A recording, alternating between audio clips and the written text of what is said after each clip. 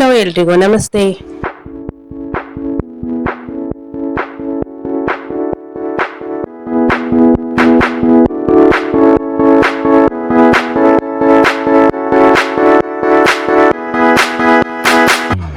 ಬೆಂಗಳೂರಿನ ಅತ್ಯಂತ ಪ್ರಾಚೀನ ಹಾಗೂ ಪ್ರಸಿದ್ಧ ಶಕ್ತಿಪೀಠಗಳಲ್ಲಿ ಗವಿಪುರ, ಹನುಮಂತನಗರ, ಗೌರಿಪಾಳ್ಯ, ಕೆಂಪಾಬೂದಿ ಕೆರೆ ಸಮೀಪದ ಬಂಡೆ ಮಹಾಂಕಾಳಿ ಅಮ್ಮನವರ ದೇವಾಲಯ ಅತ್ಯಂತ ಪ್ರಮುಖವಾದದ್ದು.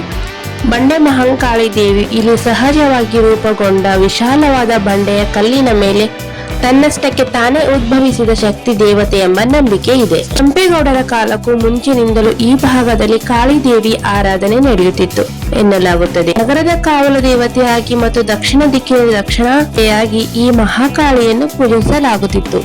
ಬಂಡೆ ಮಹಾಂಕಾಳಿ ಹೆಸರು ಬರಲು ಕಾರಣ, ದೇವಾಲಯವು ಬೃಹತ್ ಸ್ವಾಭಾವಿಕ ಕಲ್ಲಿನಲ್ಲಿ ಬಂಡೆಯ ಮೇಲೆ ಹಾಗೂ ಸುತ್ತಲೂ ಇರುವುದರಿಂದ ಅವರಿಗೆ ಬಂಡೆ ಮಹಾಂಕಾಳಿ ಎಂಬ ಹೆಸರು ಬಂದಿದೆ. ದೇವಿಯ ಪವಾಡ ಹಾಗೂ ಮಹಿಮೆ. ಹಿಂದೆ ಬೆಂಗಳೂರು ನಗರದಲ್ಲಿ ಸಾಂಕ್ರಾಮಿಕ ರೋಗಗಳು ಹರಡಿದಾಗ ಕಾಳಿ ದೇವಿಗೆ ವಿಶೇಷ ಪೂಜೆ ಸಲ್ಲಿಸಿ ತೀರ್ಥ ಪ್ರಸಾದ ಸ್ವೀಕರಿಸಿದ ತಕ್ಷಣವೇ ರೋಗಗಳ ತೀವ್ರತೆ ಕಡಿಮೆಯಾಗಿ ಜನರ ಕ್ಷೇಮವಾಗುತ್ತಿದ್ದಾರೆಂಬ ಬಲವಾದ ನಂಬಿಕೆ ಇದೆ. ಭಕ್ತಿಯಿಂದ ಬೇಡಿಕೊಳ್ಳುವ ಭಕ್ತರ ಮನದ ಹರಕೆಗಳನ್ನು ದೇವಿಯು ಈಡೇರಿಸುತ್ತಾಳೆ ಎಂಬ ನಂಬಿಕೆ ಇದೆ. ವಿಶೇಷವಾಗಿ ಉದ್ಯೋಗ, ಸಂತಾನ ಭಾಗ್ಯ, ಅನಾರೋಗ್ಯ ನಿವಾರಣೆ ಮತ್ತು ಮನೆ ಕುಟುಂಬದ ದೃಷ್ಟಿ ದೋಷ ನಿವಾರಣೆಗೆ ಭಕ್ತರು ಇಲ್ಲಿಗೆ ಬರುತ್ತಾರೆ. ಹಾಗೆ ದುಷ್ಟಶಕ್ತಿಗಳ ನಾಶ ಮತ್ತು ರಕ್ಷಣೆ. ಉಗ್ರ ಸ್ವರೂಪಿಯಾದ ಮಹಾಕಾಳಿಯು ತನ್ನ ಭಕ್ತರನ್ನು ಎಲ್ಲಾ ರೀತಿಯ ನಕಾರಾತ್ಮಕ ಶಕ್ತಿಗಳು, ಶತ್ರುಬಾಧೆ ಮತ್ತು ಭೀತಿಯಿಂದ ಕಾಪಾಡುತ್ತಾಳೆ ಎಂಬುದು ಇಲ್ಲಿನ ಪ್ರಮುಖ ಪವಾಡ ಹಾಗೂ ಭಕ್ತರ ಅನುಭವ.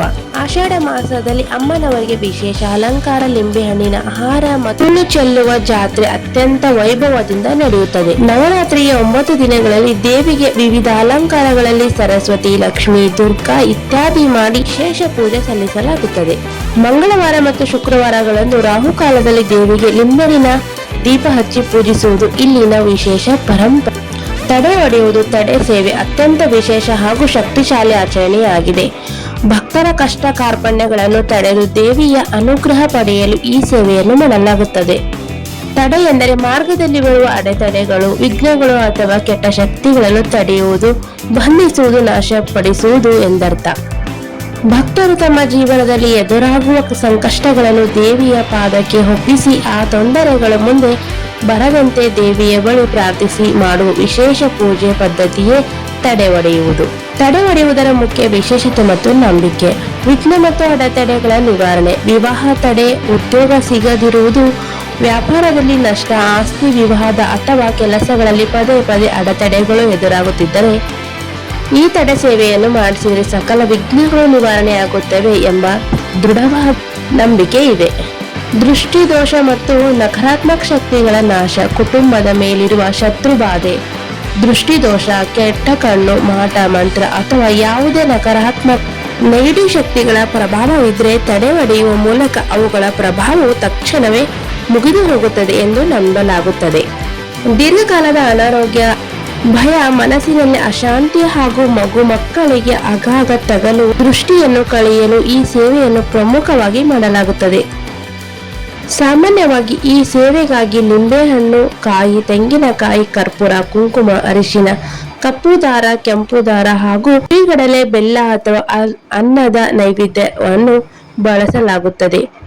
ಅರ್ಚಕರು ದೇವಿಯ ಸನ್ನಿಧಿಯಲ್ಲಿ ಭಕ್ತರ ಹೆಸರು, ನಕ್ಷತ್ರ ಮತ್ತು ಗೋತ್ರದ ಹೆಸರಿನಲ್ಲಿ ಸಂಕಲ್ಪ ಮಾಡಿ ಕಾಯಿ, ಲಿಂಬೆಹಣ್ಣಿನಿಂದ ಭಕ್ತರಿಗೆ ಅಥವಾ ಕುಟುಂಬಕ್ಕೆ ನಿವಾಳಿಸಿ ದೃಷ್ಟಿ ತೆಗೆದು ನಿಗದಿತ ಜಾಗದಲ್ಲಿ ಅದನ್ನು ಒಡೆದು ಆಹುತಿ ನೀಡಿ ತಡೆ ಒಡೆಯುತ್ತಾರೆ. ರಕ್ಷಾ ಸೂತ್ರ. ನಂತರ ದೇವಿಯ ಅರಿಶಿನ, ಕುಂಕುಮ ಹಾಗೂ ಪ್ರಸಾದವಾಗಿ ನೀಡುವ ರಕ್ಷಾ ದಾರವನ್ನು ತಾಯತ ದಾರ ಧರಿಸುವುದರಿಂದ ದೇವಿಯ ಕಾವಲು ಸದಾ ಜೊತೆಗಿರುತ್ತೆ ಎಂಬ ಪ್ರತೀತಿ ಇದೆ.